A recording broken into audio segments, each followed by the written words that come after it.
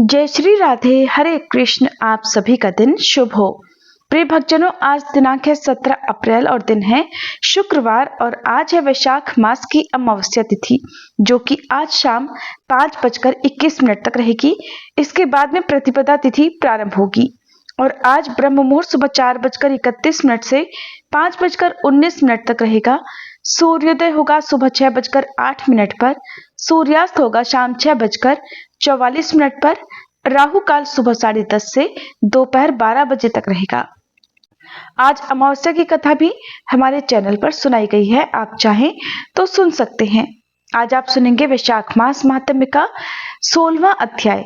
और इससे पहले आपको आज एक ब्राह्मण देवता और माँ लक्ष्मी जी की कृपा की कथा सुनाते हैं, जिसे आप सभी श्रद्धा के साथ जरूर सुनिएगा। एक बार एक बूढ़े ब्राह्मण थे। वह रोज पीपल को जल से सींचा करते थे। पीपल में से रोज एक लड़की निकलती और कहती, पिताजी मैं आपके साथ जाऊंगी। ये सुनते सुनते वह बूढ़े ब्राह्मण दिन प्रतिदिन कमजोर होते गए। तब एक दिन उनकी पत्नी ने पूछा, क्या बात है? तब बूढ़े ब्राह्मण ने कहा कि अरे भाग्यवान, पीपल से रोज एक लड़की निकलती है और कहती है कि वो भी मेरे साथ चलेगी। तब ब्राह्मणी बोली कि कल ले आना उस लड़की को। जहाँ हमारी 6 लड़कियां पहले से ही घर पर हैं, वहाँ 7वीं लड़की और सही। अगले दिन बूढ़े ब्राह्मण ने उस लड़की को अपने घर पर चलने के लिए कहा और वह उस लड़की को घर ले आए। लड़की को घर पर छोड़ने के बाद वह वृद्ध ब्राह्मण गांव में आटा मांगने गए तो उन्हें उस दिन और दिनों की अपेक्षा ज़्यादा आटा मिला था। जब ब्राह्मणी घर पर वह आटा छानने लगी तो लड़की ने कहा, माँ जी लाइए, मैं छान देती हूँ आटा। जब वह लड़की आटा छानने बैठी तो परात भर गई। उसके बाद ब्राह्मणी भोजन बनाने जाने लगी तो वह लड़की बोली, माँ जी आज रसोई में मैं जाऊंगी। ब्राह्मणी बोली, ना तू अभी छोटी है, तेरे हाथ जल जाएंगे। लेकिन लड़की नहीं मानी और वह रसोई में भोजन बनाने चली गई तो उसने कुछ ही देर में तरह तरह के 3600 व्यंजन बना डाले और आज तो सभी ने भरपेट भोजन किया। इससे पहले वह सभी आधा पेट भूखा ही रहते थे। रात हुई तो ब्राह्मणी का भाई आया और कहने लगा, दीदी मुझे तो भूख लगी है, मैं भोजन करूँगा। ब्राह्मणी परेशान हो गई कि अब रात को वह खाना कहाँ से लाएंगी। तब लड़की ने पूछा, माँ जी क्या बात है? ब्राह्मणी ने कहा कि तेरा मामा आया है और वह रोटी खाएगा, लेकिन रोटी तो सबने खा ली है, अब उसके लिए मैं कहाँ से लाऊंगी। लड़की बोली, माँ जी आप चिंता मत कीजिए, मैं बना दूंगी। और फिर वह लड़की रसोई में गई और मामा के लिए 3600 व्यंजन बना दिए। मामा ने भरपेट खाया और कहा कि ऐसा खाना तो इससे पहले उसने कभी नहीं खाया है। ब्राह्मणी ने कहा, भाई तेरी पावनी भांजी है, उसी ने बनाया है। शाम हुई तो लड़की बोली, माँ चौका लगा के चौके का दिया जला देना, मैं आज कोठे में सोऊंगी। ब्राह्मणी बोली, ना बेटी तू डर जाएगी।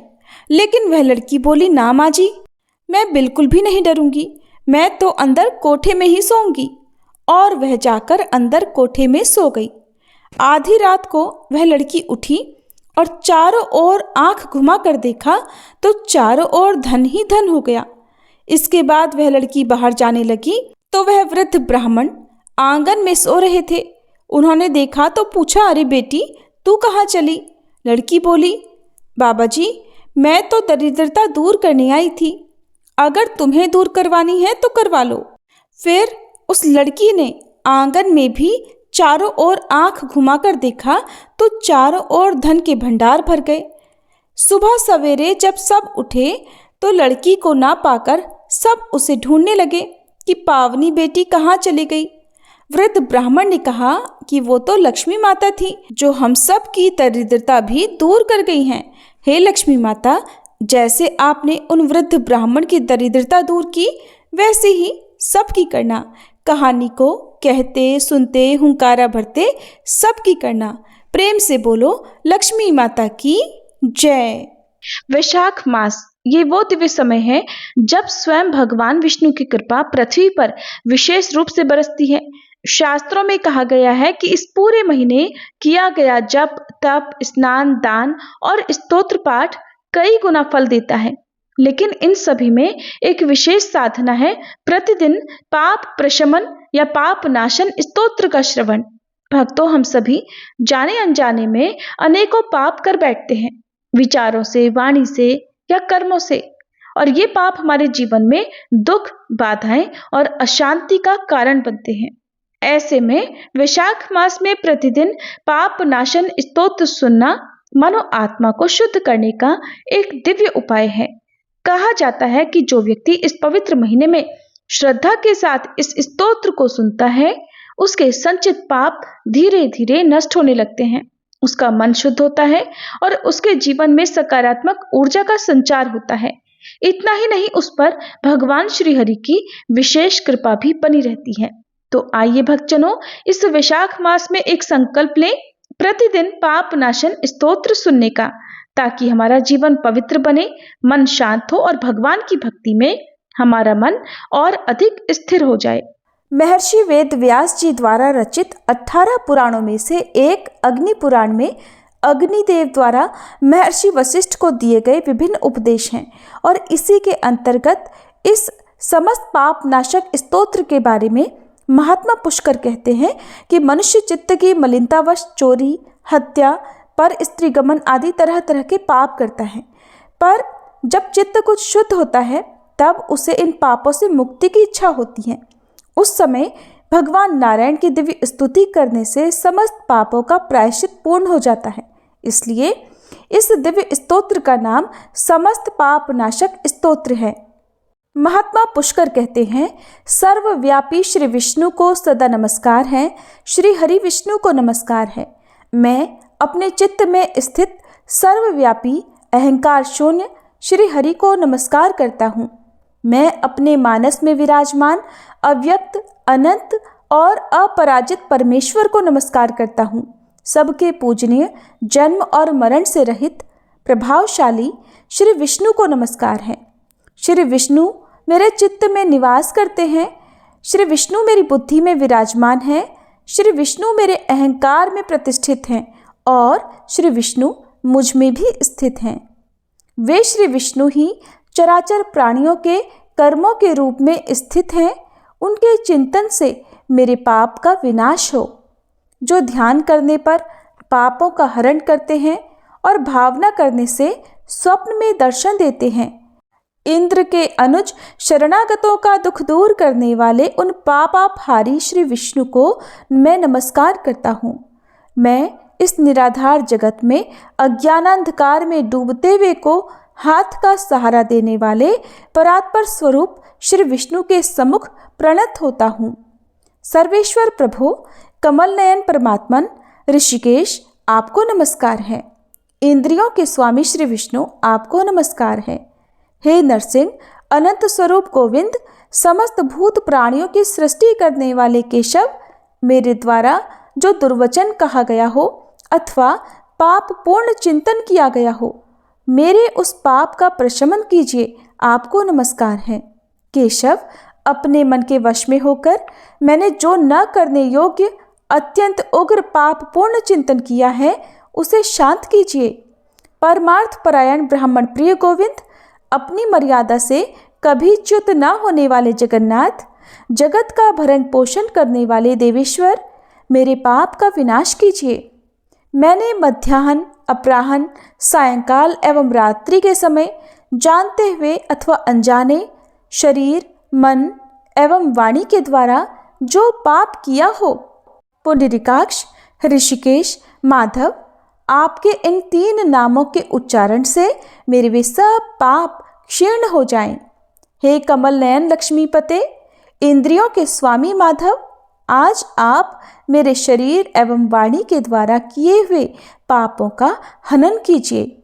आज मैंने खाते, सोते, खड़े, चलते अथवा जागते हुए मन, वाणी और शरीर से जो भी नीच एवं नरक की प्राप्ति कराने वाला सूक्ष्म अथवा स्थूल पाप किया हो, भगवान वासुदेव के नामोच्चारण से वे सब विनष्ट हो जाएं। जो परब्रह्म, परम धाम और परम पवित्र हैं, उन श्री विष्णु के संकीर्तन से मेरे सब पाप लुप्त हो जाएं। जिसको प्राप्त होकर ज्ञानी जन पुनः लौट कर नहीं आते, जो गंध, स्पर्श आदि तन्मात्राओं से रहित हैं, श्री विष्णु का वह परम पद मेरे पापों का शमन करे। जो मनुष्य पापों का विनाश करने वाले इस स्तोत्र का पठन अथवा श्रवण करता है, वह शरीर, मन और वाणी जनित समस्त पापों से छूट जाता है एवं समस्त पाप ग्रहों से मुक्त होकर श्री विष्णु के परम पद को प्राप्त होता है। इसलिए किसी भी पाप के हो जाने पर इस स्तोत्र का जप करें। यह स्तोत्र पाप समूहों के प्रायश्चित के समान है। कृच्छ्र आदि व्रत करने वालों के लिए भी यह श्रेष्ठ है। स्तोत्र, जप और व्रत रूप प्रायश्चित से संपूर्ण पाप नष्ट हो जाते हैं। इसलिए भोग और मोक्ष की सिद्धि के लिए इनका अनुष्ठान करना चाहिए। इस प्रकार जो भी सच्ची श्रद्धा और निष्ठा रखकर पाप नाशन स्तोत्र का पाठ या श्रवण करता है, उसके सभी संचित पापों का नाश हो जाता है। श्री राधिकाय नमः। राधा रानी को समर्पित श्री राधा कवचम एक ऐसा दिव्य स्तोत्र है जो भक्त की हर प्रकार की बाधाओं से रक्षा करता है। श्री राधा कवच के विषय में देवी पार्वती जी ने महेश्वर से पूछा। देवी पार्वती जी ने कहा, हे कैलाशवासिन, भक्तों पर अनुग्रह करने वाले हे प्रभु, श्री राधिका जी का पवित्र कवच मुझको सुनाओ। हे त्रिशूल और धनुष धारण करने वाले नाथ, मैं आपकी शरण में हूँ।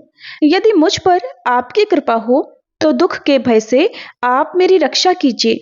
तब श्री शिवजी बोले, हे गिरिराज कुमारी, सुनो, यह प्राचीन कवच अब मैं आपको सुना रहा हूँ, जो बड़ा पवित्र है। यह संपूर्ण पापों को हरने वाला है और सब प्रकार से रक्षा करने वाला है।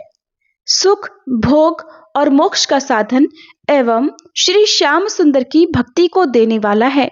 हे देवी, यह कवच त्रिलोकी का आकर्षण कर सकता है और साधक को प्रभु की सन्निधि में पहुंचा देता है। यह सभी शत्रुओं को डराने वाला, सर्वत्र विजय प्राप्त कराने वाला और सभी प्राणियों की मनोवृत्तियों को हराने वाला है। इस कवच के पढ़ने से सदा ही आनंद रहता है।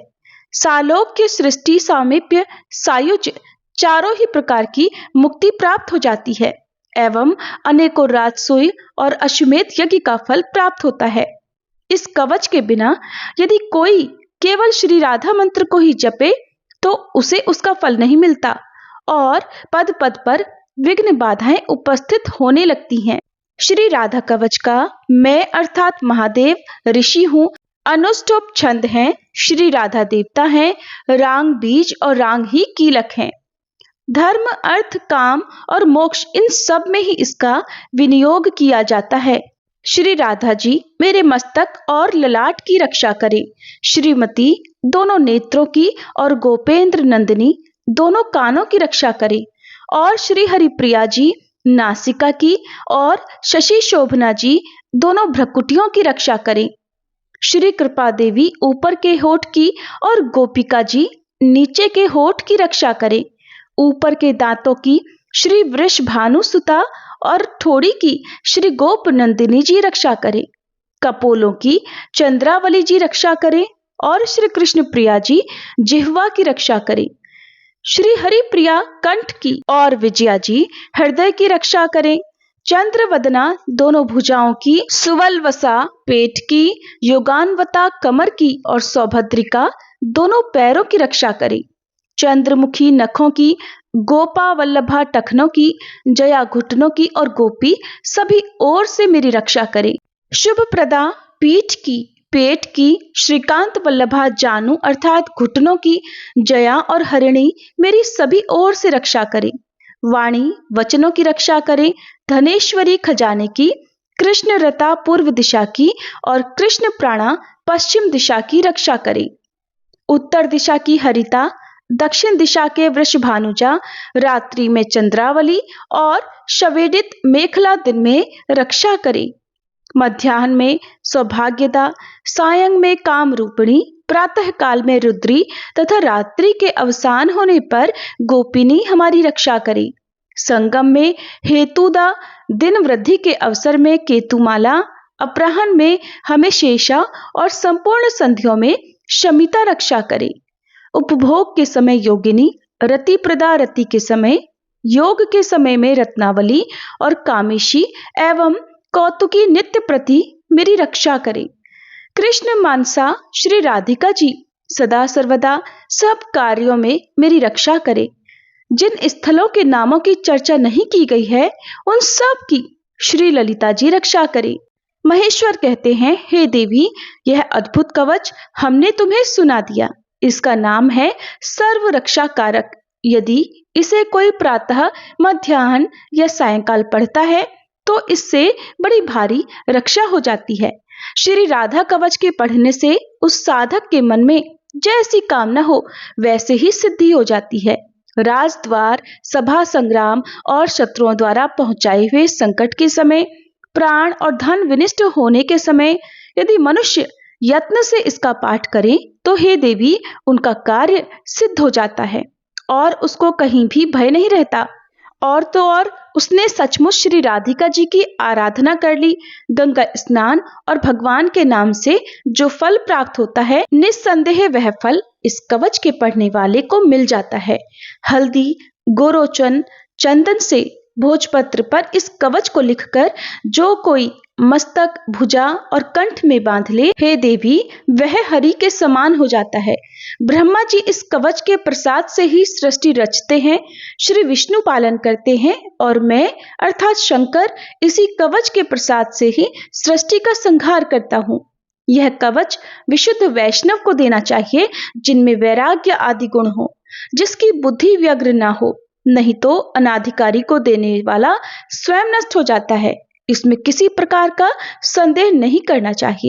श्री राधा कवच पाठ हिंदी अनुवाद संपूर्ण हुआ। सभी प्रेम से बोलिए बरसाने वाली राधा रानी की जय। अब सुनिए आज का महात्म्य। एक समय की बात है, किसी गांव में मंगला नाम का एक किसान रहा करता था। वह खेती बाड़ी से अपना घर चलाता था। भाग्यवश जब भी उसकी कोई संतान होती तो उसकी अकाल मृत्यु हो जाती। इस तरह मंगला के 6 बच्चे काल का ग्रास बन गए। इस दुख से मंगला और उसकी पत्नी बहुत दुखी रहा करते थे। फिर एक समय ऐसा आया जब मंगला के घर में बंधे पशुओं ने भी दूध देना बंद कर दिया और खेतों में भी फसल नाम मात्र को रह गई। अपने ऊपर आते एक के बाद एक संकट से वह दोनों पति पत्नी बहुत चिंता में रहने लगे। एक दिन मंगला ने देखा कि खेत में लगा हुआ पीपल का पेड़ भी सूखने लगा है। फिर एक दिन वह दोनों पति पत्नी पीपल के उस पेड़ के नीचे बैठे अपने ऊपर आए इस दुख और संकट के बारे में बात कर रहे थे। बात करते करते वह जोर जोर से रोने लगे। उन दोनों के रोने की आवाज़ वहाँ से गुजर रहे एक महात्मा के कानों में पड़ गई। महात्मा ने सोचा, ऐसी कौन सी विपत्ति है जो ये दोनों पति पत्नी एक साथ बैठकर रो रहे हैं। वह महात्मा पीपल के वृक्ष के नीचे बैठे किसान और उसकी पत्नी के पास पहुंचे। महात्मा को देखकर दोनों ने उन्हें प्रणाम किया। महात्मा के पूछने पर मंगला ने उन्हें अपनी आप बीती सुना दी और कहने लगा, महाराज, कई वर्षों से हम संतान का दुख झेल रहे हैं और अब अपने पशु और खेतों में लगे वृक्षों का दुख झेलना हमारे बस की बात नहीं है। उनकी ऐसी दशा को देखकर महात्मा बोले, तुम किसी प्रकार की चिंता मत करो। तुम्हारे खेत में लगा यह पीपल का वृक्ष तुम्हारे सभी दुखों का नाश करेगा। आज के बाद तुम रविवार को छोड़कर बाकी 6 दिनों तक इस पीपल को दूध, जल और तेल से सींचना। संध्या के समय पीपल के नीचे तेल का दीपक जलाना और 7वें दिन यानी रविवार को पीपल में जल चढ़ाने की बजाय दूध मिश्रित जल सूर्य भगवान को अर्पित करना। तुम्हारे ऊपर आया हुआ सारा संकट कट जाएगा। ऐसा कहकर वह महात्मा वहां से चले गए।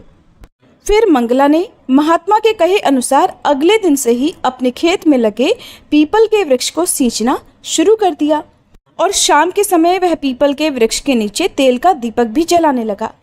देखते ही देखते मंगला के संकट कटने लगे। वह पीपल का वृक्ष जो सूख रहा था फिर से हरा भरा हो गया। खेत में फसल लहलहाने लगी। पशुओं ने भी भरपूर दूध देना शुरू कर दिया और ठीक 1 वर्ष के अंदर ही मंगला के घर में पुत्र पैदा हुआ।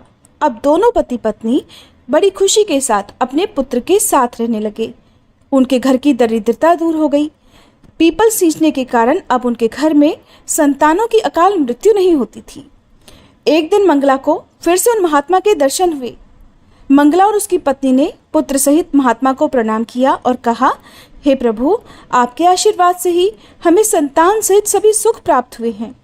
महात्मा बोले, ये मेरा आशीर्वाद नहीं, बल्कि तुम्हारे पितृ पूर्वजों का आशीर्वाद है, जिनका दोष तुम्हें लगा हुआ था। पितरों को प्रसन्न रखने या उनकी शांति के लिए पीपल की पूजा सबसे ऊपर बताई गई है। इसलिए हर मनुष्य को पितरों की शांति के लिए पीपल में जल अवश्य अर्पित करना चाहिए। ऐसा करने से पितर प्रसन्न रहते हैं और घर में हर तरह की खुशहाली भी बनी रहती है।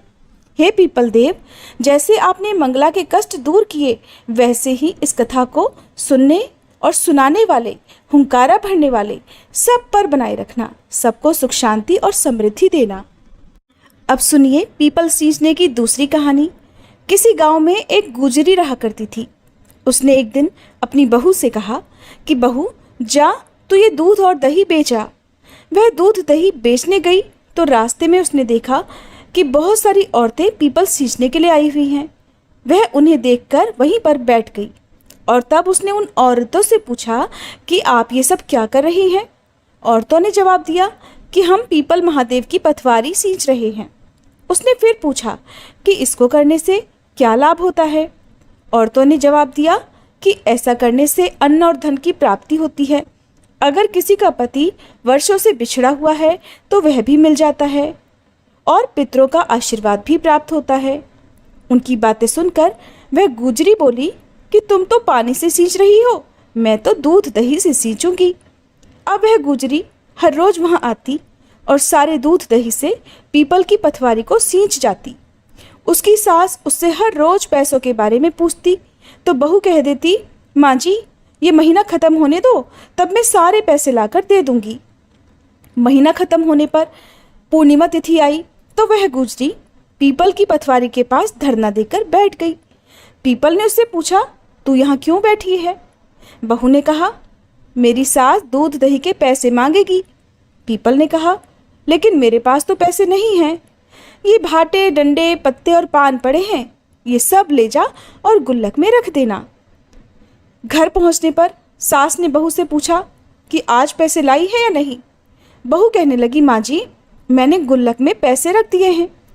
सास ने गुल्लक खोलकर देखा तो उसकी आंखें फटी की फटी रह गईं। गुल्लक में हीरे और मोती जगमगा रहे थे, पत्ते धन में बदल गए थे। ये सब देखकर सास बहुत हैरान हो गई। पूछने लगी, बहू, सच सच बता, इतना धन कहाँ से लाई है? बहू ने सारी बात सास को बता दी। उसने तो दूध दही से पीपल की पथवारी सींच दी थी और पैसे मांगने पर पीपल ने पत्ते, डंडे और भाटे दे दिए थे और वह गुल्लक में रखने से हीरे मोती बन गए। बहू की बात सुनकर सास बोली कि बहू, मैं भी अब पीपल की पथवारी सींचने जाऊंगी। अब सास दूध दही तो बेच आती, दूध और दही की खाली हांडी को धोकर पीपल की पथवारी में रख देती थी। घर आकर वह बहू से कहती, बहू, तू मुझसे पैसे मांग। तब बहू कहती, माँ जी, कभी बहू भी सास से पैसे मांगती है क्या? लेकिन सास के बार बार कहने पर आखिरकार बहू ने सास से पैसे मांग लिए। तब तो वह पीपल के पास धरना देकर बैठ गई, जैसे उसकी बहू ने धरना दिया था। पीपल ने भाटे, पत्ते, डंडे और पान सास को भी दिए। सास ने घर आकर वह सब गुल्लक में रख दिए। सास के कहने पर बहू ने गुल्लक तोड़ी तो देखा उसमें धन की जगह कीड़े मकोड़े भर रहे थे। तब गुजरी ने अपनी सास से पूछा, माँ जी, ये सब क्या है? सास कीड़े देखकर बोली, बहू, पीपल पथवारी ने तो तुझे धन दिया, लेकिन मुझे कीड़े क्यों दिए? इस पर सभी औरतें बोली कि तुम्हारी बहू ने सब कुछ सच्चे मन से किया था, लेकिन तुमने धन के लालच में आकर यह सब किया। इसीलिए पथवारी माता ने तुम्हें धन और हीरे मोती की जगह कीड़े मकोड़े भर दिए हैं। इसलिए इस कथा के बाद सभी को हाथ जोड़कर कहना चाहिए, हे पथवारी माता, जैसा आपने बहू को दिया वैसे ही अपने भक्तों को देना, लेकिन जैसा सास को दिया वैसा किसी को नहीं देना। ये थी पीपल सींचने की कहानी। अब सुनिए आज का महात्म्य। आज श्री सूत जी महाराज आकाश गंगा तीर्थ की महिमा के बारे में और रामानुज पर भगवान की कृपा तथा भगवत भक्तों के लक्षण के बारे में बताएंगे। श्री सूत जी कहते हैं, हे तपोधनो, रामानुज नाम से प्रसिद्ध एक जितेंद्रीय विष्णु भक्त ब्राह्मण थे। धर्मात्मा रामानुज ने वानप्रस्थ आश्रम में स्थित होकर आकाश गंगा तीर्थ के पास में कठिन तपस्या की। गर्मी में वे भगवान विष्णु का ध्यान करते हुए पंचाग्नि के बीच में स्थित रहते थे। वर्षा ऋतु में खुले आसमान के नीचे बैठकर मुख से अष्टाक्षर अर्थात ओम नमो नारायणाय इस मंत्र का जप और हृदय में भगवान जनार्दन का ध्यान किया करते थे तथा जाड़ों में जल के अंदर निवास करते थे। वे समस्त प्राणियों के हितैषी, जितेंद्रिय तथा सभी प्रकार के द्वंद्वों से दूर रहने वाले थे। उन्होंने कितने ही वर्षों तक केवल सूखे पत्ते खाकर अपना जीवन बिताया। कुछ समय तक केवल जल पर ही निर्भर रहे और कुछ वर्षों तक केवल वायु पीकर ही जीवित रहे। इसके बाद उनकी तपस्या से संतुष्ट होकर भक्त वत्सल भगवान विष्णु ने उन्हें प्रत्यक्ष दर्शन दिया। भगवान के हाथों में शंख, चक्र, गदा आदि शोभा पा रहे थे। उनके नेत्र विकसित कमल के दलों की तरह सुंदर थे। श्री अंगों की दिव्य प्रभा कोटि कोटि सूर्य के समान थी। वे विनीतानंदन गरुड़ पर आरूढ़ होकर छत्र और चमर से सुशोभित थे। हार, भुजबंद, मुकुट और कड़े आदि आभूषण उनके अंगों की शोभा बढ़ा रहे थे। विश्वक्सेन और सुनंद आदि पार्षद भगवान को सब ओर से घेर कर खड़े हुए थे। वीणा, वेणु और मृदंग आदि बाजे बजाने वाले नारद आदि के द्वारा उनकी महिमा का गान हो रहा था। भगवान का ऐश्वर्य परम उत्तम रूप से प्रकट हो रहा था। वे पीताम्बर से शोभायमान थे। उनके वक्षस्थल में श्री लक्ष्मी जी का निवास था। श्याम मेघ के समान उनकी कांति थी। दोनों पार्श्व भाग में खड़े हुए सनक आदि महायोगी भगवान की सेवा में लगे हुए थे। अपनी मंद मंद मुस्कान से तीनों लोगों को मोहते और अंगों की दिव्य प्रभा से दसों दिशाओं को सम्मानित और प्रकाशित करते हुए भक्त सुलभ दया निधान भगवान वेंकटेश्वर महामुनि रामानुज के समीप उपस्थित हुए। उन्होंने अपनी चारों बाहों से मुनि को पकड़कर अपने हृदय से लगा लिया और प्रेम पूर्वक कहने लगे कि महामुने, कोई वर मांगो, मैं तुम्हारी तपस्या से बहुत प्रसन्न हूँ। तुमने जो नमस्कार किया है उससे मेरा प्रेम और बढ़ गया है। अब मैं तुम्हें वर देने के लिए ही उपस्थित हुआ हूँ। तब रामानुज बोले, हे नारायण रमानाथ, हे श्रीनिवास, जगन्मय जनार्दन, जगत धाम, हे गोविंद नरकांतक, वेंकटाचल शिरोमणि, मैं तो आपके दर्शन से ही कृतार्थ हो गया। धर्मनिष्ठ पुरुष आपको नमस्कार करते हैं क्योंकि आप धर्म के रक्षक हैं, जिन्हें महादेव जी और ब्रह्मा जी भी नहीं जानते, तीनों वेदों को भी जिनका ज्ञान नहीं हो पाता, उन्हीं आप परमात्मा को आज मैं जान पाया हूँ। इससे अधिक और कौन सा वरदान मेरे लिए हो सकता है। प्रभु, जिन्हें योगी नहीं देख पाते, केवल कर्मकांडी लोग जिनकी झांकी नहीं कर पाते, उन्हीं आप परमात्मा का आज मुझे प्रत्यक्ष दर्शन हो रहा है। इससे बढ़कर भला मेरे लिए और क्या हो सकता है। संपूर्ण जगत के हे स्वामी वेंकटेश्वर, मैं तो बस इतने से ही कृतार्थ हो गया हूँ। जिनके नाम का स्मरण करने मात्र से ही बड़े बड़े पातकी मनुष्य भी मुक्ति को प्राप्त हो जाते हैं, उन्हीं भगवान जनार्दन का आज मैं प्रत्यक्ष दर्शन कर रहा हूँ। प्रभु, आपके युगल चरणारविंदों में मेरी बस इसी तरह से अविचल भक्ति बनी रहे। आप बस मुझे यही वरदान दीजिए। तब श्री भगवान कहने लगे, महामते रामानुज, मुझ में तुम्हारी दृढ़ भक्ति हो। हे ब्राह्मण, मेरी कही हुई दूसरी बात भी सुनो। जब सूर्य मेष राशि में स्थित हो जाते हैं, उस समय चित्रा नक्षत्र से युक्त पूर्णिमा होने पर जो लोग आकाश गंगा में स्नान करते हैं, वे पुनरावृत्ति रहित परम धाम को प्राप्त हो जाते हैं। रामानुज, इसलिए तुम आकाश गंगा के समीप ही निवास करो। पूर्व जन्मों के अनुसार प्राप्त हुए इस शरीर का तुम्हें अंत होने पर मेरे स्वरूप की प्राप्ति होगी। इस विषय में बहुत कहने की क्या आवश्यकता है। आकाश गंगा के शुभ जल में जो कोई भी स्नान करते हैं, वे सभी उत्तम भगवत भक्त हो जाते हैं। तब रामानुज ने पूछा, भगवान, भगवत भक्तों के लक्षण क्या हैं? किस कर्म से उनकी पहचान होती है? मैं आपके श्री मुखारविंद से इस विषय को सुनना चाहता हूँ। तब भगवान वेंकटेश बोले, मुनिश्रेष्ठ, तुम भगवत भक्तों के लक्षण सुनो, जो सभी प्राणियों के हितैषी हैं, जिनमें दूसरों के दोष देखने का स्वभाव नहीं है, जो किसी से भी ईर्ष्या नहीं रखते और ज्ञानी, निष्प्रह तथा शांत चित्त हैं, वे श्रेष्ठ भगवत भक्त हैं। जो मन, वाणी और क्रिया द्वारा दूसरों को कभी पीड़ा नहीं देते और जिनमें संग्रह करने का स्वभाव भी नहीं है तथा उत्तम कथा सुनने में जिनकी सात्विक बुद्धि हमेशा तत्पर रहती है और जो मेरे चरणार विंदों के भक्त हैं, जो उत्तम मानव माता पिता की सेवा करते हैं, देव पूजा में सदा तत्पर रहते हैं, जो भगवत पूजन के कार्य में सहायक होते हैं और पूजा होती देखकर मन में आनंद मनाते हैं, वे भगवत भक्तों में सर्वश्रेष्ठ हैं। जो ब्रह्मचारियों और सन्यासियों की सेवा करते हैं तथा दूसरों की निंदा कभी नहीं करते, जो श्रेष्ठ मनुष्य सबके लिए हितकारक वचन बोलते हैं और जो लोक में सद्गुणों के ग्राहक हैं, वे उत्तम भगवत भक्त हैं। जो सब प्राणियों को अपने ही समान देखते हैं तथा शत्रु और मित्र में भी एक जैसा भाव रखते हो, जो धर्मशास्त्र के वक्ता और सत्यवादी हैं और जो ऐसे पुरुषों की सेवा में रहते हैं, वे सभी उत्तम भगवत भक्त हैं। दूसरों की सफलता देखकर जो प्रसन्न होते हैं तथा भगवान नामों का कीर्तन करते रहते हैं, जो भगवान के नामों का अभिनंदन करते, उन्हें सुनकर अत्यंत प्रसन्नता से भर जाते और संपूर्ण अंगों में रोमांचित हो उठते हैं, जो अपने आश्रमोचित आचार के पालन में तत्पर हैं, अतिथियों की पूजा करने वाले तथा वेदार्थ के वक्ता हैं, वे उत्तम वैष्णव हैं।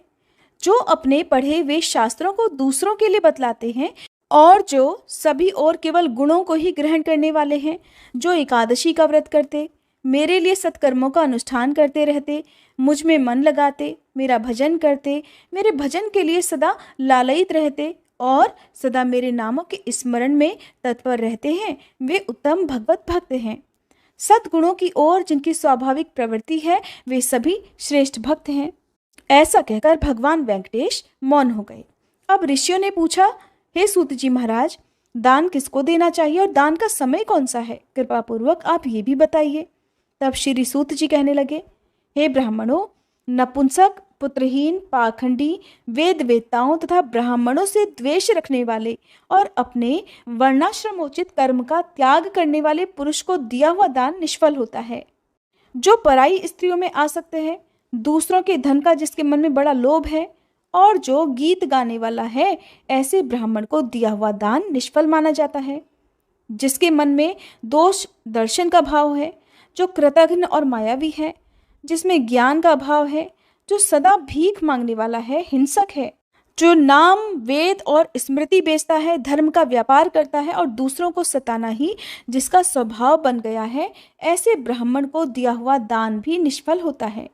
जो कोई भी पाप में संलग्न रहने वाले हैं, उनसे ना तो कुछ लेना ही चाहिए और ना ही उन्हें कुछ देना चाहिए। उत्तम कर्म में तत्पर क्षत्रिय, अग्निहोत्री, जीविकाहीन, दरिद्र या फिर कुटुंबी ब्राह्मण को ही दान देना चाहिए। जो देवताओं की पूजा में लगा रहने वाला और पुराणों की कथा बाँचने वाला है, ऐसे ब्राह्मण को, उनमें भी प्रायः जो दरिद्र हो, उन्हें दान देना उचित है। पाखंडी, पतित, संस्कार भ्रष्ट, वेद बेचने वाले, कृतघ्न तथा पाप परायण ब्राह्मण को तो कभी प्रणाम तक न करे। जो स्नान कर रहा हो, जिसके हाथ में समिधा और फूल हो, जिसने जलपात्र ले रखा हो और जो भोजन कर रहा हो, ऐसे व्यक्ति को भी प्रणाम ना करे। जो कलह प्रिय, अत्यंत क्रोधी, दमन करने वाला, जन समुदाय के बीच में स्थित रहने वाला, भिक्षान्नधारी और सोया हुआ हो, उसे भी प्रणाम न करे। रजस्वला, व्यभिचारिणी, सूतिका, गर्भपात करने वाली, व्रतनाश करने वाली तथा अत्यंत क्रोध में भरी हुई स्त्री को भी कभी प्रणाम न करे। जो श्राद्ध के नियम में नियुक्त हो, देवताओं की पूजा कर रहा हो अथवा यज्ञ और तर्पण कर रहा हो, उस समय ऐसे पुरुष को भी प्रणाम ना करे। अगर श्राद्ध के लिए कोई सुपात्र ब्राह्मण ना मिले तो केवल सूत काटकर यानी जनेऊ आदि बनाकर जीविका चलाने वाले सदाचारी और पुत्रवान ब्राह्मण को श्राद्ध के लिए आमंत्रित करे। अगर वो भी ना मिले तो पुत्र को या छोटे भाई को या फिर अपने को ही श्राद्ध में नियुक्त करना चाहिए। पुत्रहीन ब्राह्मण को किसी भी प्रकार श्राद्ध के लिए नियुक्त ना करे। पूर्व काल में श्रीवत्स गोत्र में उत्पन्न पद्मनाभ नामक एक जितेंद्रीय ब्राह्मण था। वह दयालु, उपवासशील, सत्यवादी, सभी प्राणियों को अपने ही समान देखने वाला और विषय कामना से रहित था। सभी भूतों का हितैषी, मन और इंद्रियों को वश में रखने वाला तथा सब प्रकार से द्वंद्वों से रहित था।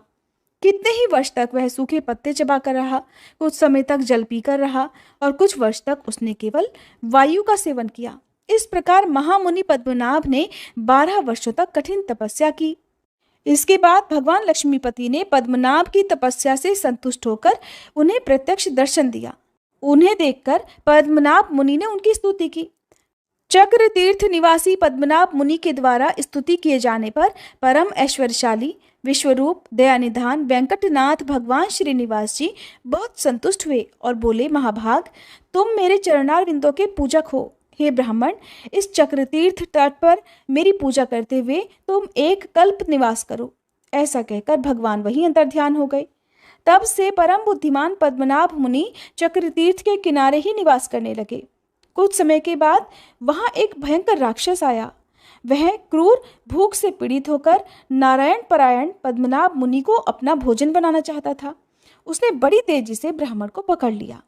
तब उन्होंने शरणागतों के रक्षक दयासागर चक्रपाणी श्री नारायण को पुकारा और बार बार ऐसा कहा, प्रभु रक्षा कीजिए हे वेंकटेश, हे दया सिंधु, हे शरणागत पालक, हे पुरुष से मैं राक्षस के वश में आ गया हूँ, मेरी रक्षा कीजिए प्रभु। हे लक्ष्मीकांत, हे दुखारी, हे विष्णुदेव, हे बैकुंठनाथ, हे गरुड़ध्वज, आपने ग्रह के चंगुल में फंसे हुए गजराज की जिस प्रकार रक्षा की थी, उसी प्रकार इस राक्षस के आक्रमण से दबे हुए मुझ भक्त की भी रक्षा कीजिए।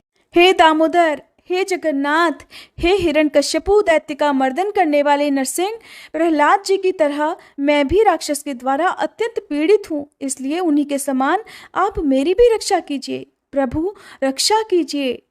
पद्मनाभ के इस प्रकार स्तुति किए जाने पर और स्मरण किए जाने पर अपने भक्त के ऊपर आया हुआ भय जानकर दयानिधान चक्रपाणी ने भक्त की रक्षा के लिए अपने चक्र को भेजा। भगवान का वह चक्र बड़ी तेजी से चक्र तीर्थ के तट पर आया। वह अनंत सूर्य के समान तेजस्वी तथा अनंत अग्नि के समान ज्वालमालाओं से प्रज्वलित था। उससे बड़े जोर की गड़गड़ाहट हो रही थी। बड़े बड़े असुरों का संहार करने वाले उस सुदर्शन चक्र को देखकर राक्षस भागा, परंतु सुदर्शन ने सहसा पास पहुंचकर उसका मस्तक काट डाला। राक्षस को धरती पर पड़ा हुआ देखकर विप्रवर पद्मनाभ मुनि अत्यंत प्रसन्न होकर सुदर्शन चक्र की स्तुति करने लगे। पद्मनाभ मुनि बोले, संपूर्ण विश्व के संरक्षण की दीक्षा लेने वाले हे विष्णु चक्र, आपको नमस्कार है। आप भगवान नारायण के कर कमल को विभूषित करने वाले हैं। आप युद्ध में असुरों का संहार करने में कुशल हैं। अतिशय गर्जना करने वाले हे सुदर्शन, आप भक्तों की पीड़ा का नाश करते हैं। आपको नमस्कार है। मैं भय से व्याकुल हूँ। आप सभी प्रकार के भय पाप ताप से मेरी रक्षा कीजिए। स्वामिन, हे सुदर्शन, हे प्रभु, संकट से मुक्ति चाहने वाले संपूर्ण जगत का हित करने के लिए आप सदा ही इस चक्र तीर्थ में निवास कीजिए। पद्मनाभ ब्राह्मण के ऐसा कहने पर भगवान विष्णु के चक्र ने अपने स्नेह से उन्हें तृप्त सा करते हुए कहा, पद्मनाभ, ये चक्र तीर्थ अत्यंत उत्तम और पवित्र है। मैं संपूर्ण लोकों का हित करने के लिए अब सदा ही इस तीर्थ में निवास करूंगा। आपके ऊपर दुरात्मा राक्षस के द्वारा आए हुए संकट का विचार करके ही भगवान विष्णु से प्रेरित होकर मैं शीघ्र यहाँ आ पहुंचा। आपको पीड़ा देने वाले उस अधम राक्षस को मैंने मार डाला और आपकी उसके भय से रक्षा की, क्योंकि आप भगवान के भक्त हैं। हे विप्रवर, सब पापों का हरण करने वाले इस परम पवित्र चक्र तीर्थ में सब लोगों की रक्षा के लिए अब मैं सदा निवास करूंगा। मेरे निवास करने से ये तीर्थ चक्र तीर्थ के नाम से प्रसिद्ध होगा, और जो मनुष्य इस मोक्षदायक चक्र तीर्थ में स्नान करेंगे, उन सब के पुत्र पौत्र आदि वंशज निष्पाप होकर भगवान विष्णु के परम धाम को प्राप्त होंगे। ऐसा कहकर भगवान विष्णु के चक्र ने पद्मनाभ मुनि तथा अन्य ब्राह्मणों के देखते ही देखते सहसा उस चक्र सरोवर में प्रवेश कर लिया। हे शौनक आदि महर्षियों, इस प्रकार मैंने आप लोगों से चक्र तीर्थ के महात्म्य का वर्णन किया। जो मनुष्य एकाग्र चित्त होकर इस अध्याय को पढ़ता या सुनता है, उसे चक्र तीर्थ में स्नान करने का उत्तम फल प्राप्त हो जाता है। हरे कृष्ण। आज के अध्याय में बस इतना ही। कथा को अंत तक सुनने के लिए आप सबका बहुत बहुत धन्यवाद। अब सुनिए श्री तुलसी चालीसा पाठ। जय जय तुलसी भगवती सत्यवती सुखदानी, नमो नमो हरि प्रेसी श्री वृंदा गुणखानी, श्री हरिशीष विरजनी देहु अमर वर अम्ब, जनहित है वृंदावनी, अब न करहु विलंब।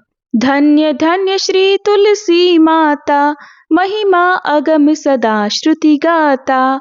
हरि के प्राण हूँ से तुम प्यारी, हरहि हेतु कीन्हो तप भारी।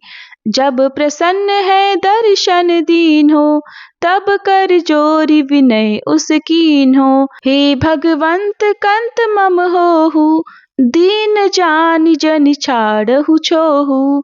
सुनि लक्ष्मी तुलसी की बानी, दीन हो श्राप कध पर आनी। उस अयोग्य वर मांगन हारी, होहु विटप तुम जड़ तनुधारी। सुनि तुलसी ही श्रप्यो तेहि ठामा, करहु वास तुहु नीचन धामा। दियो वचन हरि तब तत्काला, सुनहु सुमुखी जनि होहु विहाला। समय पाई व्यवहारो पाति तोरा, पूजहि आस वचन सत मोरा। तब गोकुल मह गोप सुदामा, तासु भई तुलसी तू बामा।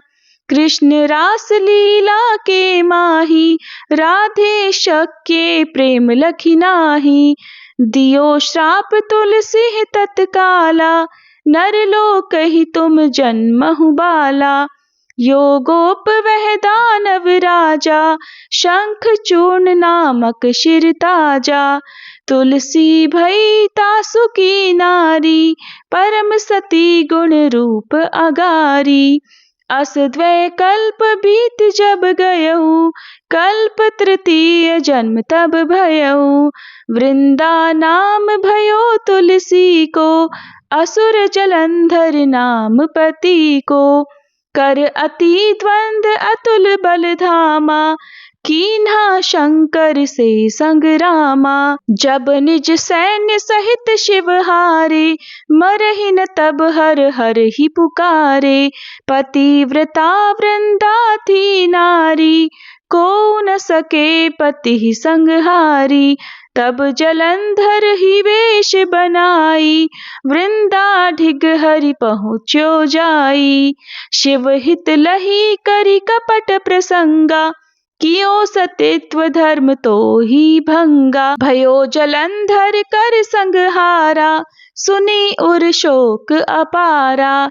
तिहि क्षण दियो कपट हरि टारी, लखि वृंदा दुख गिरा उचारी। जलंधर जस हत्यो अभीता, सोई रावण तस हरहि सीता। अस प्रस्तर सम हृदय तुम्हारा, धर्म खंडी मम पति ही संगहारा। यही कारण लहि श्राप हमारा, होवे तनु पाषाण तुम्हारा। सुनि हरि तुरत ही वचन उचारे, दियो श्राप बिना विचारे। लख्यो ना निज करतूत पति को, छलन चाहियो जब पार्वती को। जड़मति तुहु अस हो जड़ रूपा, जग में तुलसी विटप अनूपा। धाग्य रूप हम शाली ग्रामा, नदी गंड की बीच ललामा। जो तुलसी दल हम ही चढ़ई है, सब सुख भोगी परम पद पई है। बिन तुलसी हरि जलत शरीरा, अतिशय उठत शीश उर पीरा। जो तुलसी दल हरि शीर धारत, सो सहस्त्र घट अमृत डारत। तुलसी हरि मन रंजनिहारी, रोग दोष दुख भंजनिहारी। प्रेम सहित हरि भजन निरंतर, तुलसी राधा में नाही अंतर। व्यंजन हो 56 प्रकारा, बिन तुलसी दल ना हरि ही प्यारा। सकल तीरथ तुलसी तरु छाही, लहत मुक्ति जन संशय नाही। कवि सुंदर इक हरि गुण गावत, तुलसी निकट सहस गुण पावत। बसत निकट दुर्वासा धामा, जो प्रयास ते पूर्व ललामा। पाठ करहि जो नित नर नारी, हो ही सुख भाषहि त्रिपुरारी। तुलसी चालीसा पढ़ही तुलसी तरु ग्रह धारी, दीप दान करि पुत्र फल पावही बंध्यो नारी। सकल दुख दरिद्र हरि हार है परम प्रसन्न, आशे धन जन लड़ही ग्रह बसही पूर्णा अत्र। लाही अभिमत फल जगत मह लाही पूर्ण सब काम, जेई दल अर्पही तुलसी तह सहस बसही हरि राम। तुलसी महिमा नाम लख तुलसी सुत सुख राम, मानस 40 रच्यो जग में तुलसीदास। तुलसी महारानी की जय। श्री हरि विष्णु भगवान की जय। तुलसी महारानी नमो नमो, हरि की पटरानी नमो नमो। धन तुलसी पूरण तप कीनो, धन तुलसी पूरण तप कीनो। शालिग्राम बनी पटरानी नमो नमो, तुलसी महारानी नमो नमो। जाके पत्र मंजरी कोमल, जाके पत्र मंजरी कोमल।